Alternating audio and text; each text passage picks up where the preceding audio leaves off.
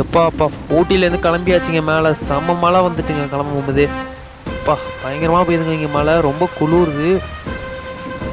இப்போ எப்படியாவது மேலே ஏற்றிடணும் பஸ்ஸை, பயங்கரமாக ஏற்ற போகிறோம். இது வரையும் ஏறி வந்துட்டோம். இதுக்கப்புறம் பாருங்கள் ஏறுறதெல்லாம் வந்ததுடா அதெல்லாம். பீஜமுடு டான் டான் டான் டான்.